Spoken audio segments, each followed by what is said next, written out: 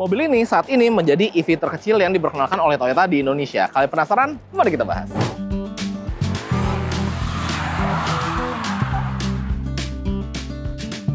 Halo Sobat Setir, selamat datang di Setir Kanan. Balik lagi sama gue Narendra, dan pada kesempatan kali ini masih di event otomotif terbesar di Indonesia, yaitu Gias 2025.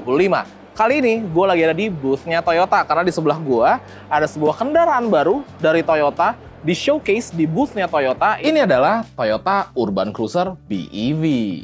Nah, pada video kali ini kita akan bahas secara eksterior dan interior tipis-tipis, karena mobil ini belum bisa dieksplor lebih dalam lagi Sobat Setir, jadi kita nggak bisa masuk. Jadi kurang lebih nanti kita lihat, kasih gambaran aja ya untuk interiornya dari si Urban Cruiser BEV ini. Ikutin terus videonya sampai habis. Let's go!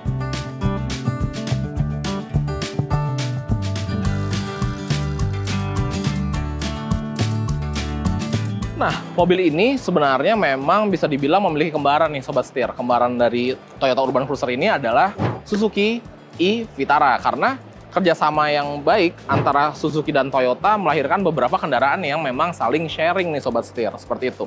Kita lihat dari bagian lampunya, dia juga sudah terinspirasi oleh desain dari kendaraan-kendaraannya Toyota nih Sobat Setir. Bisa dibilang mirip-mirip wajahnya, itu mirip dengan bZ4X, mirip juga dengan Camry terbaru, menggunakan desain C-shape lamp ini, seperti itu. Dan kalau kita intip bagian perlampuannya, dia sudah menggunakan proyektor full LED semua. Kemudian di sini terdapat air duct atau jalur udara, dan grillnya tertutup karena ini merupakan sebuah kendaraan EV gitu. Jadi tidak butuh angin yang ada di sini di bagian atas. Tapi grill di bawah tentunya terbuka ya untuk pendinginan baterai dan komponen-komponen lainnya. Nice banget.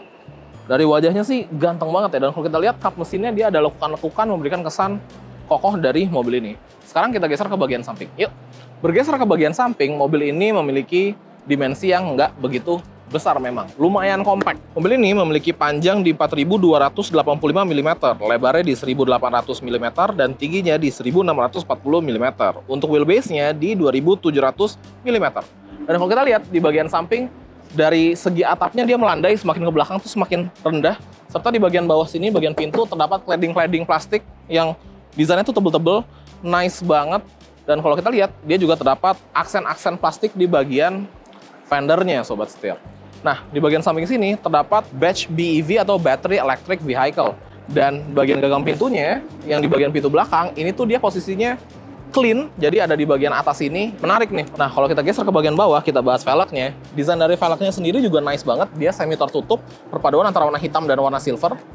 Dan yang warna hitam ini sebenarnya dopnya ya, jadi dia bahannya plastik gitu Sobat Setir. Nah, untuk ukuran bannya, mobil ini menggunakan berukuran 225 55 ring 18. Bannya sendiri menggunakan MRF Wanderer. Nice banget. Oke, kalau gitu kita intip bagian belakangnya. Yuk.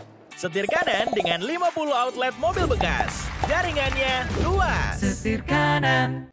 Nah, bergeser ke bagian belakang, di bagian lampunya mengingatkan kita kepada Suzuki e-Vitara. Tapi itu aja. Selebihnya mobil ini memiliki desain yang ciri khasnya Toyota banget.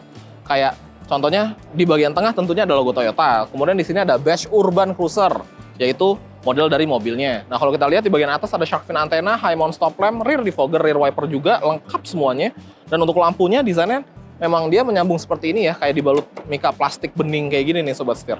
Di bagian bawahnya, di bagian bumpernya, ini menggunakan full plastik semua dengan reflektor di bagian sini, serta sensor-sensor parkir, serta kamera mundur di bagian belakang. Desain dari bumpernya sih nice ya, terasa futuristik banget gitu. Banyak lekukan-lekukan, cakep sih. Oke, sekarang kita intip bagian motor listrik serta baterainya. Yuk kita bahas.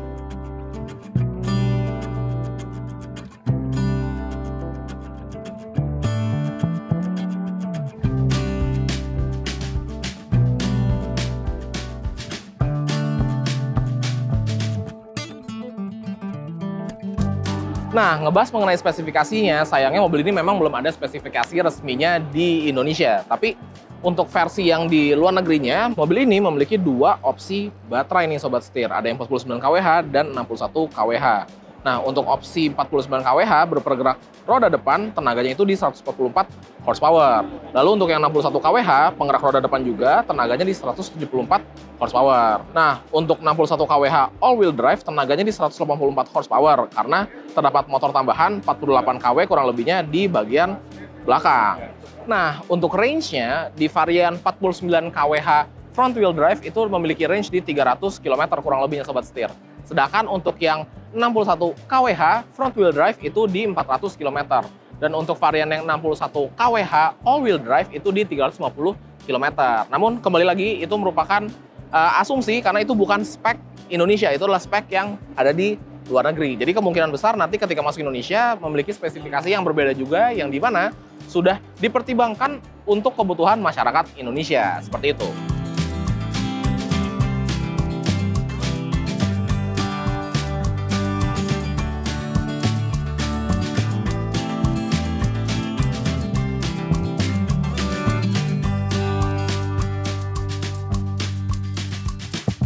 Nah, kayak yang tadi gue udah bilang, sayangnya kita nggak bisa masuk ke bagian dalam dari mobil ini.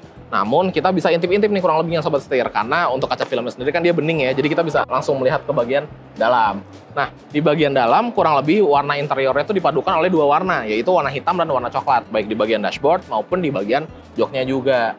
Nah, kalau kita intip, di joknya dia menggunakan bahan kulit nih. Serta untuk bagian dashboardnya, dia kelihatannya sih soft touch ya. Dan untuk head unit serta instrumen clusternya, dia tuh desainnya nyambung semua. Jadi akan ada dua buah layar besar nih. Tentunya kalau kita ngelihat perkembangan teknologinya, seharusnya dia juga sudah support konektivitas lengkap seperti Bluetooth, Apple CarPlay, Android Auto, dan AC juga pengaturannya kurang lebihnya akan ada di bagian head unitnya. Untuk ventilasi AC, dia bentuknya kotak-kotak di sana ya. Jadi kelihatan gagah dan kokoh gitu. Bergeser ke bagian tengah, itu terdapat dua buah cup holder serta center console yang bisa melakukan berbagai macam pengaturan. Kayak ada driving mode, di situ ada mode snow, terus ada pengaturan lainnya. Serta shifternya juga dia modelnya puter, dan untuk P dipencet. Electronic parking brake juga berada di bagian konsol tengah situ. Nah, kalau kita lihat, desain dari steering wheel-nya memang desainnya lumayan unik, lumayan berbeda. Namun, tetap pastinya ada logo Toyota di bagian tengah gitu. Dan kalau kita intip di bagian atas, dia juga sudah memiliki sunroof nih Sobat Setir. Nice banget. Kurang lebih seperti itu yang kita bisa intip dari interiornya Toyota Urban Cruiser BEV.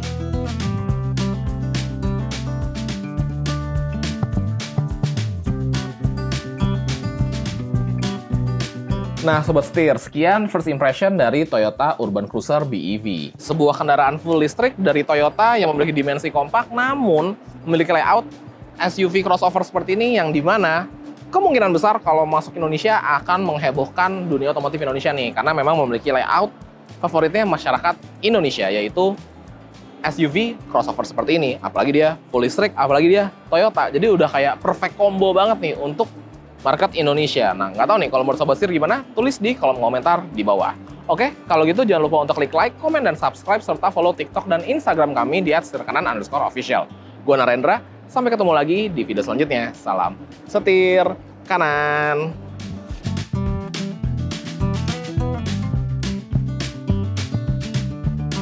Bannya sendiri menggunakan MRT.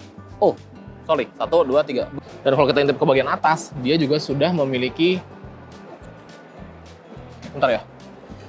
Aduh, ya. 1, 2, 3.